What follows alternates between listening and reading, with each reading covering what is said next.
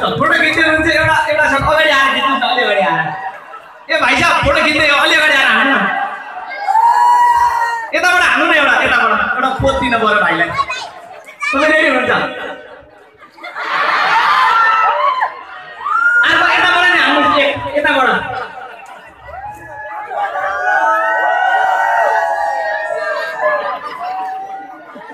मेरो फेरि खतरा पोज हुन्छ कि खतरा सानो साइडबाट सुरु गर्छु बिचबिचमा भनेर साथ दिनुपर्छ यता आमाहरू पनि हुनु रहेछ लाजा त्यहीँनिर काइली आमा पनि आउनु भएको छ दुईटा दाँत हेर्नु चाहिँ बिचमा आमा ठिक्क हाँस्नु होला धेरै आँदाखेरि लाकुटे माता पराखेरि एकदम समस्या छ ला यहाँबाट माथि हेर्नु परिरहेछ फेरि त्यो फरक लाहरू त जानुहोस्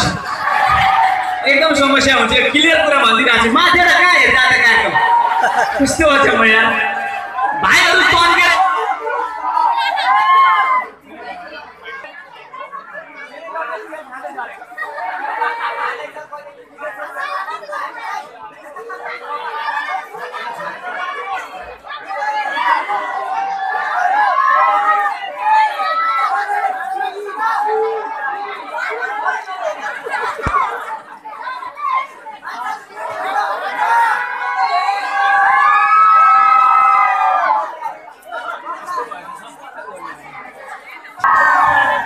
एउटा सानो पोज दिएर आउँछु ल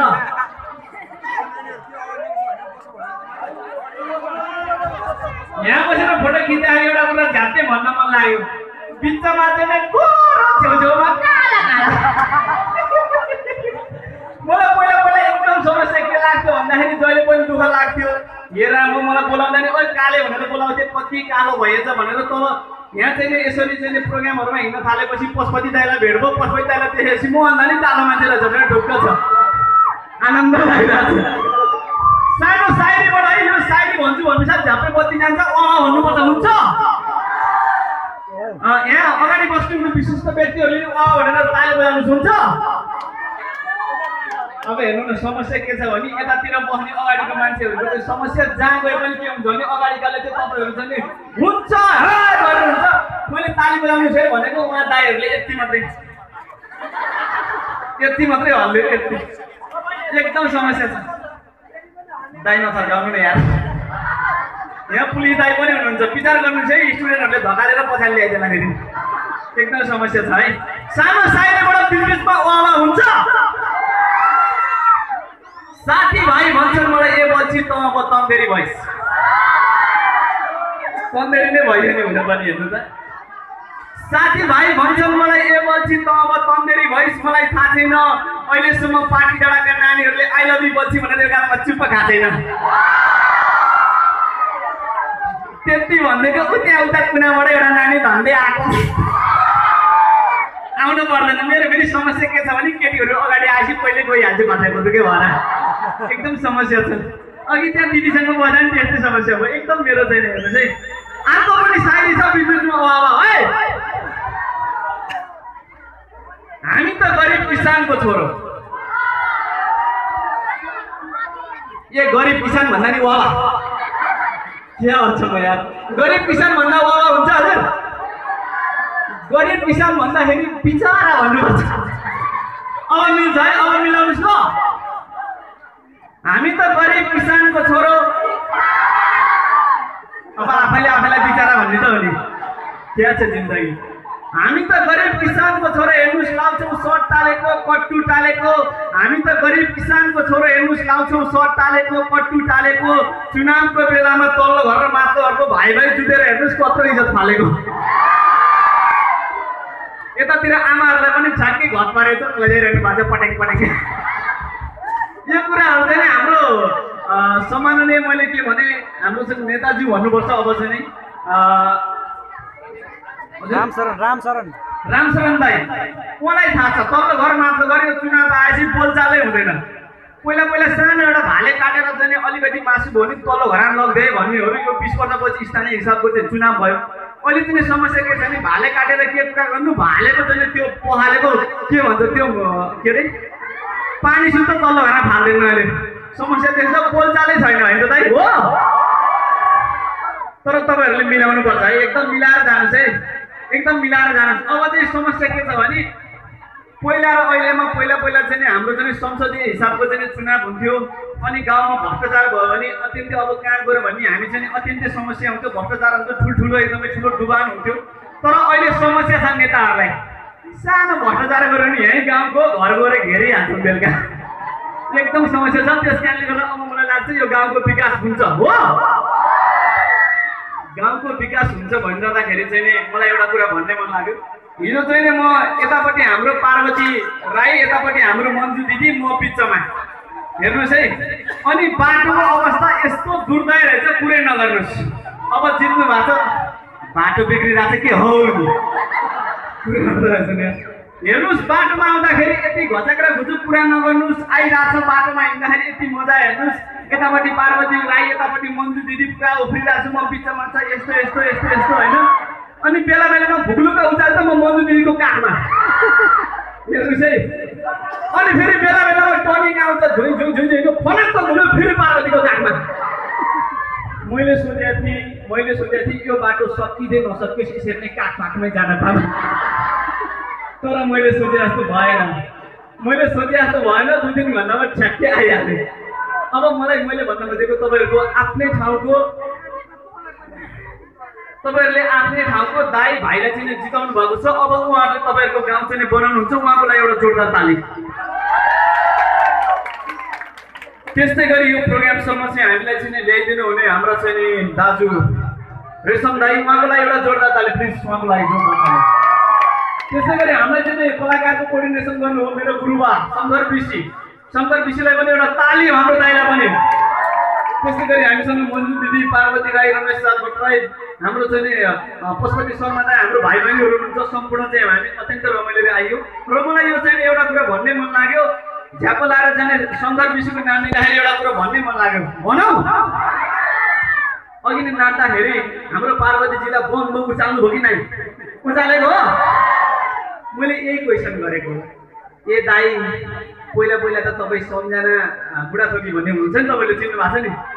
उहाँहरूसँग प्रोग्राममा हिँड्नुहुन्थ्यो, अहिले फेरि हाम्रो पार्वतीजीसँग हिँड्नुहुन्छ, किन त यसरी फेरेको भनेको दाइले के भन्नुभयो थाहा छ?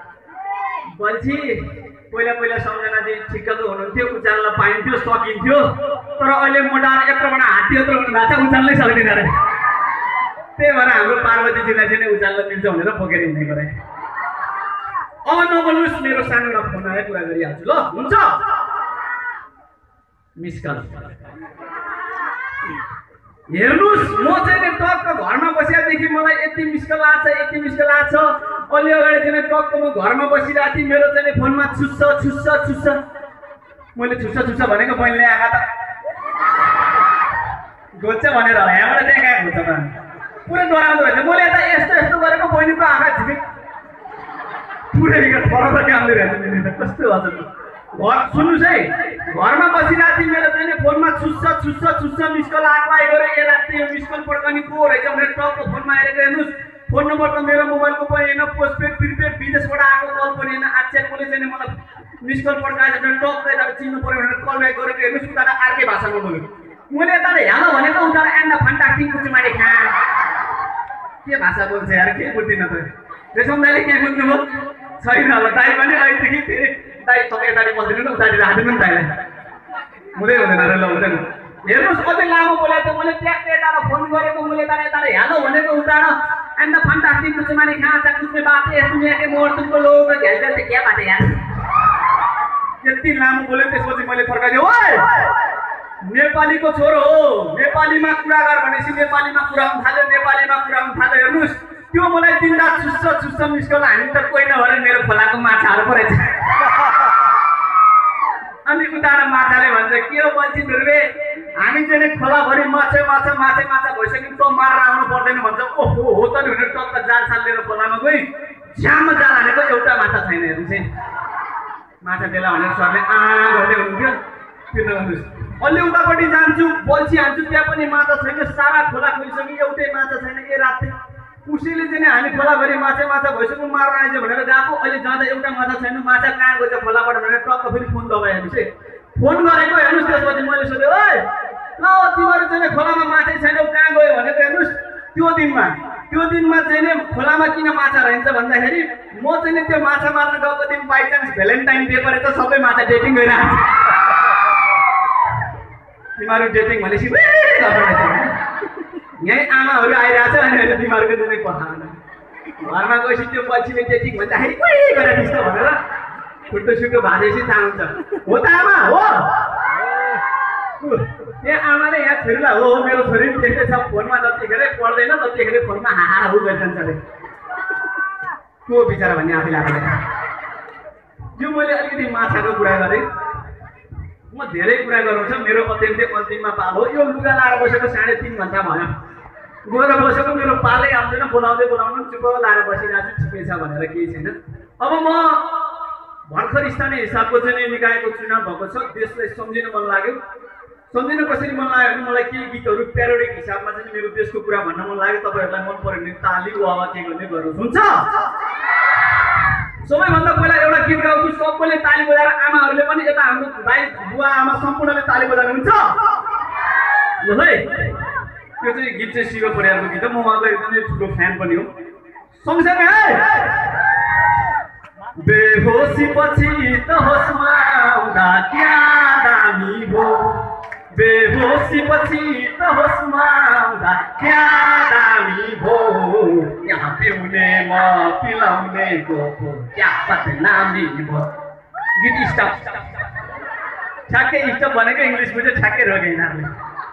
यो गीत मैले बनाएको छु मन पर्यो भने मात्रै ताली सुरुमा सुन्ने है त मन पर्यो भने यता आमाहरू पनि ताली आउनुपर्छ है मन पर्यो भने है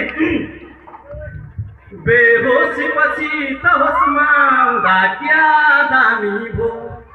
बेहोसी पछि त होसमा आउँदा क्या दामी भो त्यस डुबाउने नेता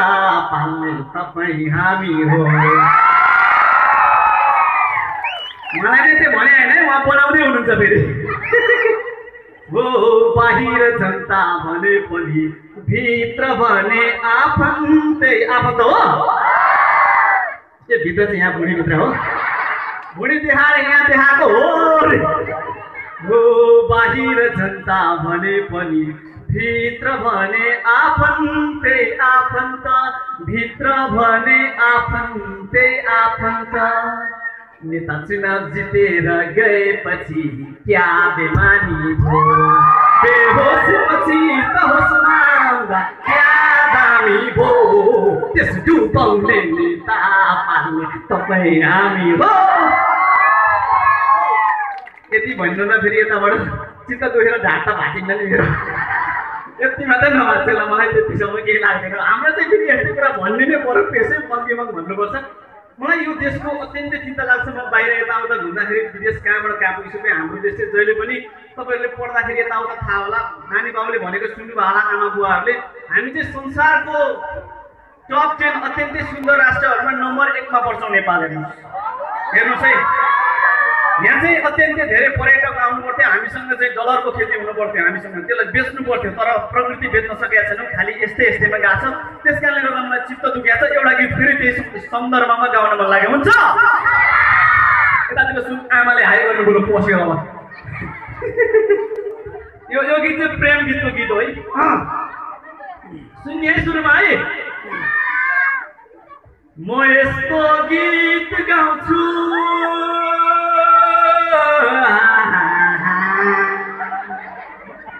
मेरो आफ्नै छ क्या यसमा रागहरू सबै मिसिया छ म यस्तो गीत गाउँछु जुन प्रेम गीत भनोस् हर माया गर्ने जोडीले आफ्नै गीत भनोस् हो यो गीत हाम्रो देशको शीर्षस्थ नेताहरूले अत्यन्तै माथिल्लो लेभलको नेताहरूले गाउनुभयो भने शब्द सबै चेन्ज गरेर यसरी गाउनुहुन्छ मन पर्यो भने मात्रै ताली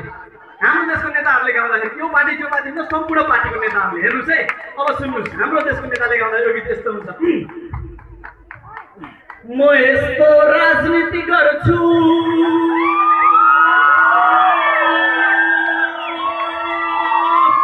लामै छ राजनीति पनि विद्यार्थी जीवनदेखि बुढो हुँदा मात्रै प्रधानमन्त्री म यस्तो राजनीति गर्छु जुन देश लुट्ने हो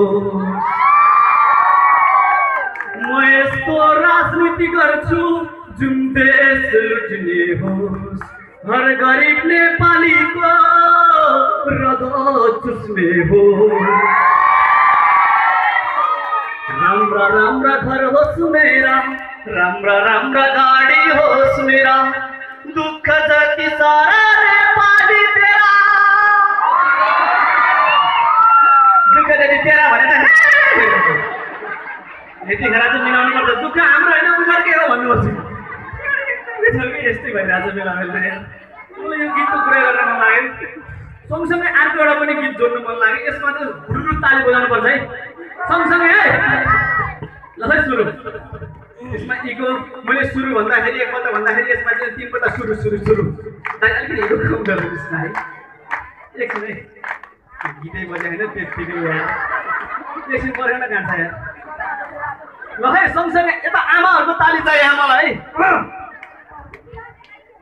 वनमा फुल्यो फुलै फुल बास्न चल्यो मनैमा वनमा फुल्यो फुलै फुल बास्न चल्यो मनैमा टाढा डाँडा डाँडा डाँडा डाँडा आड्यो टाढा दिँदा टाढ्यो डाँडा आड्यो यतातिर जानु बिस्तारै हान्नुहोस् तल जानु होला फेरि समस्या छ हेर्नुहोस् यो गीत चाहिँ मलाई ठ्याक्कै अलिकति मलाई ठ्याक्कै के भन्छ सिङ्गरको नाम चाहिँ मैले यहाँ तारादेवी या कोही देवी दिदीले कसले गाउनुभयो एक्ज्याक्ट भन्न सकिन्छ त्यसलाई क्षमा चाहन्छु र यो गीत चाहिँ पुरानो हाम्रो गायिकाले गाइरहँदाखेरि एकजना पुरानो नायिका चाहिँ नै टिभीमा नाचिरहनुहुन्थ्यो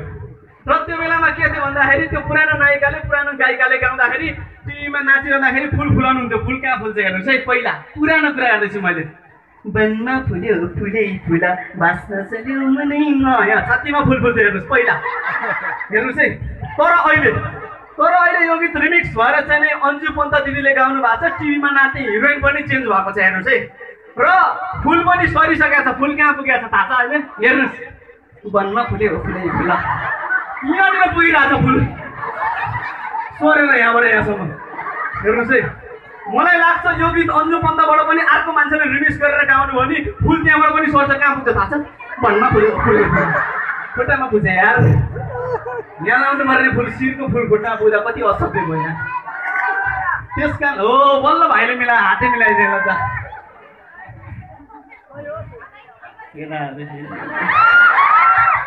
हेर्नुहोस् है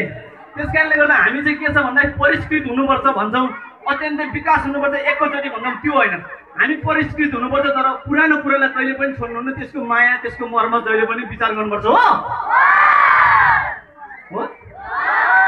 अब अर्को एउटा गीत छ त्यसपछि है श्री महेन्द्र दाइ एउटा गीत छ त्यसपछि अर्को कुरा गर्छु प्रसङ्ग बताउँछु म अन्तिम हो जस्तो लाग्छ त्यही भएर मजाले बोल्दा हुन्छ होला होइन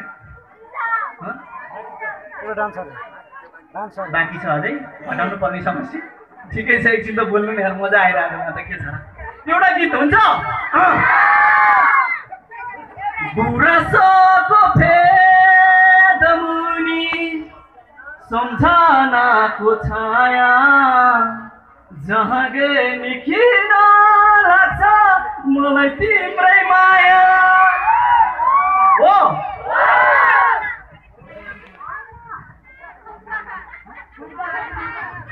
अब यो गीत हेर्नुहोस्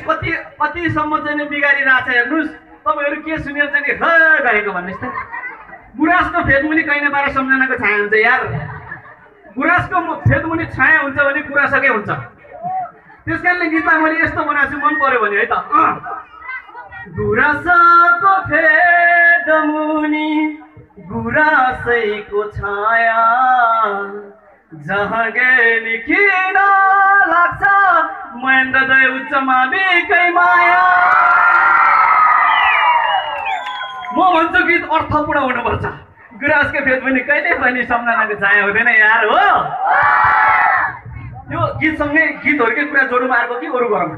यही जोडौँ है अब एकदम रमाइलो कुराहरू छ अब पनि नेपालमा तपाईँहरूले यहाँ पशुपति दाई मन्जु दिदी लगायत हाम्रो शङ्कर दाई सम्पूर्ण रमेश दाई अङ्कलहरू पार्वतीजीहरूको सम्पूर्णको सो हेरिसक्नु भएको छ र नेपालमा धेरै गीत गाउने सिङ्गरहरू हुनुहुन्छ उहाँहरूले चाहिँ स्टेजमा गएर कसले कसरी गाउँछ म अलिकति देखाइदिन्छु हुन्छ ल है कुन कलाकारले स्टेजमा गएर के गर्नुहुन्छ हेर्नुहोस् है, हेर्नुहोस् है, मन पर्यो भने है त। सबैभन्दा पहिला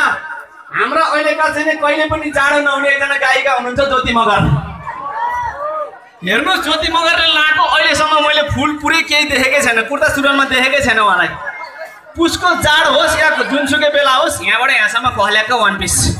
ज्योति मगरको हेर्नुहोस् है। अब उसले चाहिँ सुरुमा स्टेजमा आएर के गर्नुहुन्छ तपाईँहरूलाई म देखाउँछु, हुन्छ? ल यति यति तपाईँहरू अगाडि हुनुहुन्छ, विशिष्ट मान्छे पछाडि हुनुहुन्छ, ज्योति मगर आउँदिनुहुन्छ यहाँबाट, हेर्नुहोस् है। हेलो आराम हुनुहुन्छ? ज्योति मगरले भनेको है, सम्पूर्ण दर्शकहरूलाई नमस्ते भनिरहँदाखेरि पछाडिको मान्छे ढलिसकेको हुन्छ। हेर्नुहोस् है, यो रियल काण्ड हो यार। त्यसपछि तपाईँहरू मात्रै मक्क नपर्नु। त्यसपछि हाम्रो चाहिँ मलाई यसमा बोलाइदिनु भयो, हाम्रो चाहिँ आदरणीय हाम्रो चाहिँ आयोजक